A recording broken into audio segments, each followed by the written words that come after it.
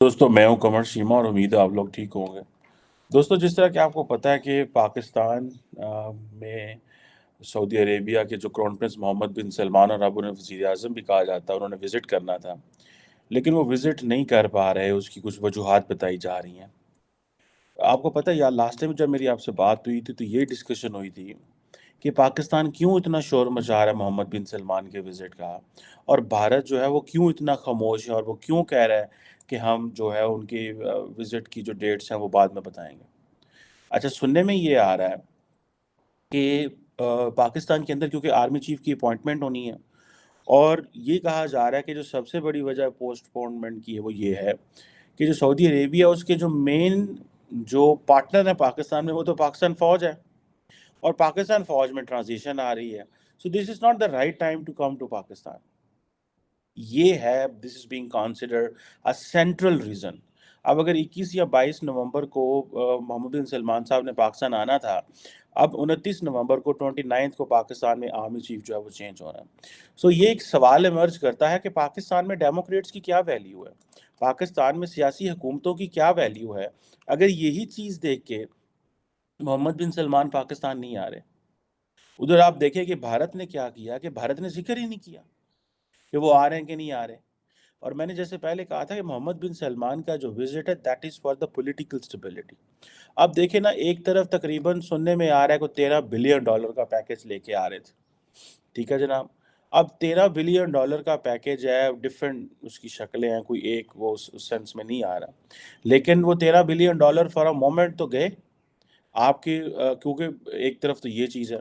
दूसरी तरफ चीज़ ये है, अब जैसे आप ये कह लें कि पाकिस्तान के अंदर फॉरेन एक्सचेंज रिजर्व है नहीं है, बाहर से हमें पैसा चाहिए।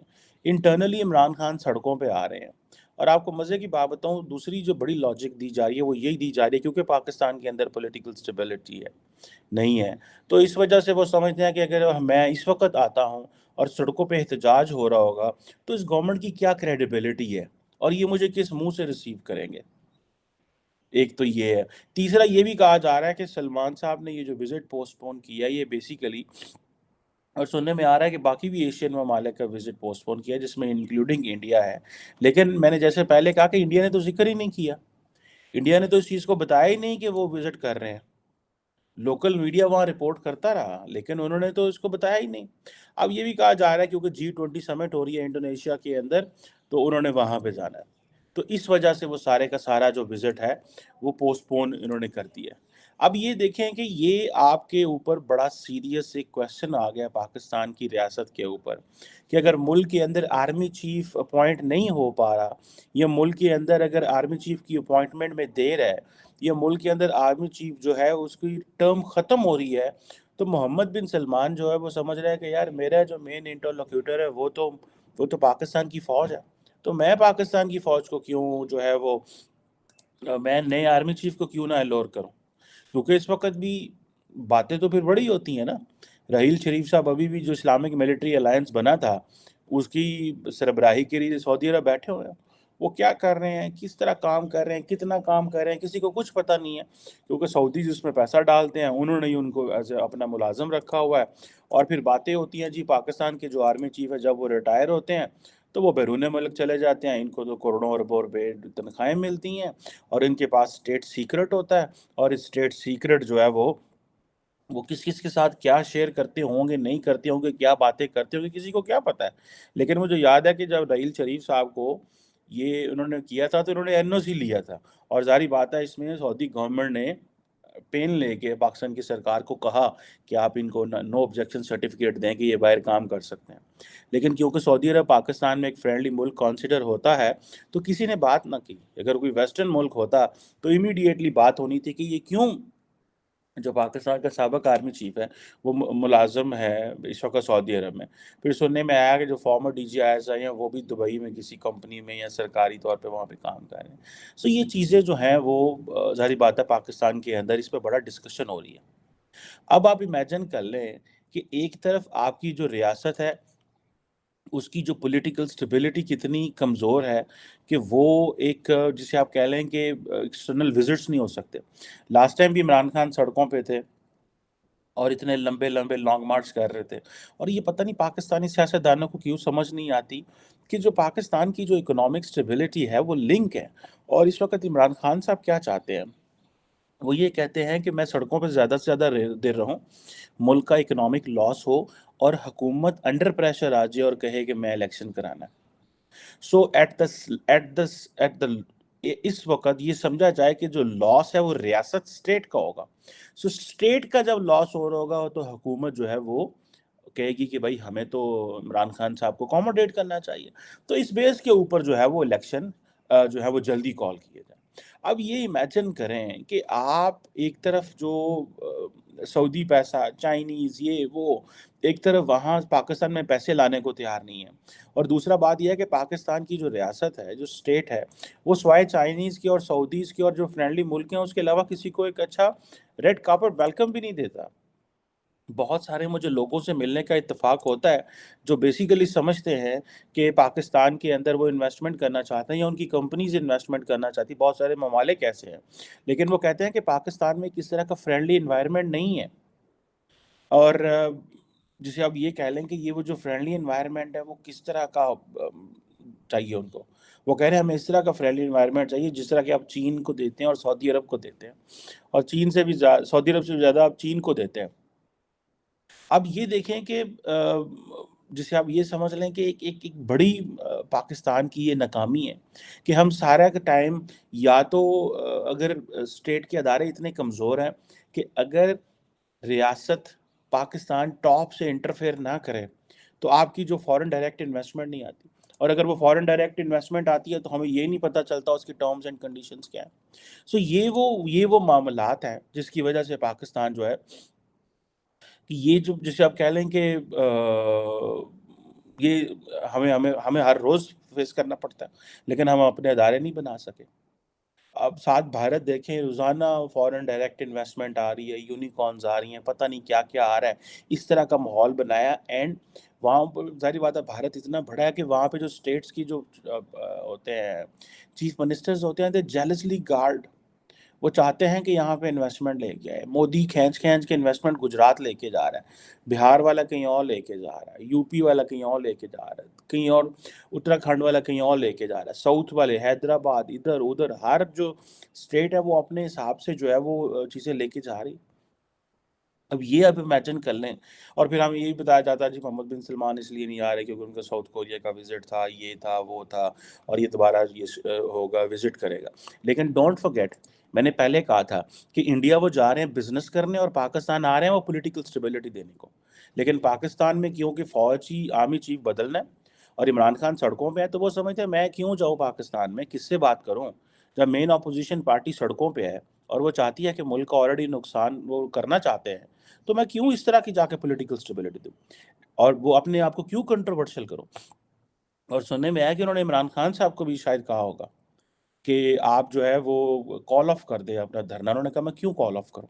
پھر جب یہی وزیر اعظم جب کبھی عمران خان دوبارہ بنے گا، جو کہ میرا خیال ہے نہیں بنے گا، لیکن جب یہ دوبارہ سعودی عرب جائے گا تو اسی کرون پرنس کو یاد ہوگا کہ میں پاکستان آنے لگا تھا تو اس بندے نے میرے لیے اپنا دھرنا کال آف نہیں کیا تھا، اور اس کی ڈیمانڈز بھی کوئی بہت بڑی نہیں تھی.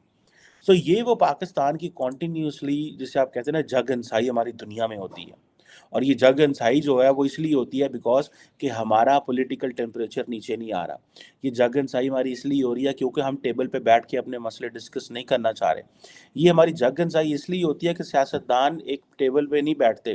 ان کو یا تو فوجی بٹھاتے رہے ماضی کے اندر یا عدالتوں کی وجہ سے، یا بہت کبھی کوئی ریئر اپرچونٹی ہوگی کہ سارے سیاستدان ایک ٹیبل پہ بیٹھیں اور اپنے مسائل حل کریں، اور بار بار یہ اسٹیبلشمنٹ فوج کی طرف دیکھتے ہیں کہ ہمیں پاور میں لایا جائے، یا یہ جوڈیشری سے کی طرف دیکھتے رہتے ہیں کہ ہمیں ریلیف دیا جائے. سو یہ بیسیکلی پاکستان کے اندر یہ جسے کہتے ہیں نا کھیل تماشا پتلی تماشا چلتے رہنا ہے جب تک سیاستدانوں نے ایک ٹیبل پہ بیٹھ کے اپنے مسئلے حل نہیں کرنے. اور دیکھیں اسٹیبلٹی کی بات، آپ کے ارد گرد 4 ملک ہیں جو ہمارے نیبرنگ کنٹری ہیں. انڈیا سے کٹی کی ہوئی ہے، تعلقات ہم نے ویسے تباہ کر لیے ہوئے ہیں. افغانستان اتنے جوگا نہیں ہے، اس کے پاس کچھ ہے نہیں ہے، وہ الٹا ہماری اکانومی بھی لے کے ڈوب رہا ہے. ایران دنیا سے ڈسکنیکٹڈ ہے، سینکشنز لگی ہوئی ہیں. چین کی جو انڈسٹری ہے ہم اس کا مقابلہ ہی نہیں کر سکتے. تو ہم نے کیا کرنا ہے؟ ہمارے پاس کیا رہ جاتا ہے؟ ہمارے پاس سوائے سمندر ہی رہ جاتا ہے، اور سمندر کا بھی ہم فائدہ نہیں اٹھا رہے ہیں. سمندر کا بھی فائدہ ہم اٹھا سکتے ہیں اگر ہم وہاں پہ فشنگ کریں. پاکستان کی فشنگ انڈسٹری بہت بڑی ہو سکتی ہے.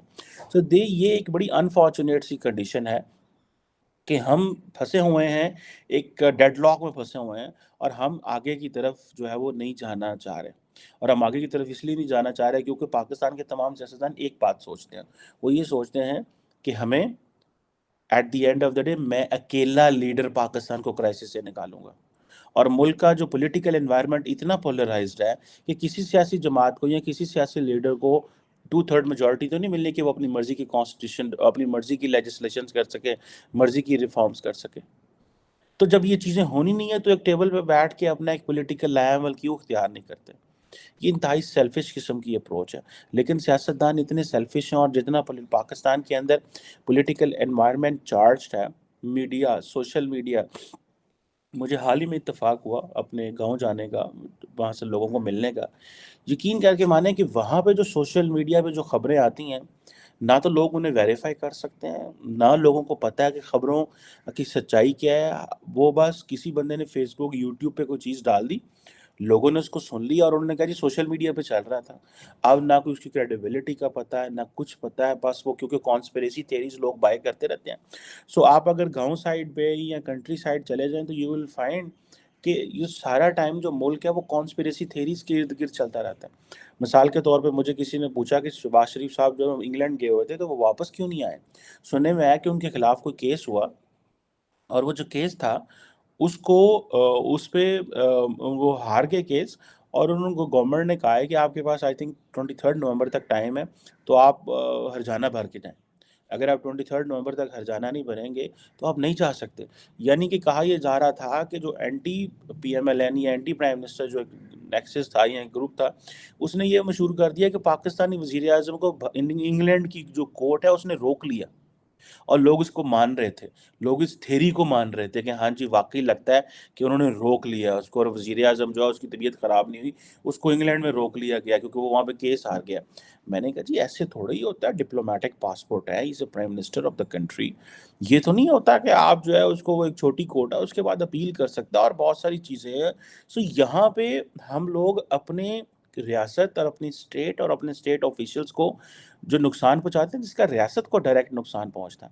سو یہ وہ پولرائزڈ اینڈ چارجڈ انوائرمنٹ ہے جس میں ہم سب لوگ سروائیو کر رہے ہیں، اور اسی میں ہم لوگ وہ سمجھتے ہیں کہ پاکستان جو ہے اس کی شاید اسی میں شاید کوئی بہتری ہے، یا یہی ہم جو کریں گے وہ ٹھیک کریں گے. سو یہ ایک بڑی انفارچونیٹ سی کنڈیشن ہے. یہ جو ایک چارج انوائرمنٹ ہے، this is not going to take us anywhere. یہ ہمیں کہیں پہ بھی نہیں لے کے جا رہا. اور ہم سارا ٹائم جو ہے وہ اپنی اس میں لگے رہتے ہیں. کرکٹ میچ آپ دیکھیں، کرکٹ جو ہے وہ پاکستان کو یونائٹ کرتا ہے. ایک سیمی فائنل پاکستان نے جیتا، لوگوں کو سیاسی چیزیں بھول گئیں.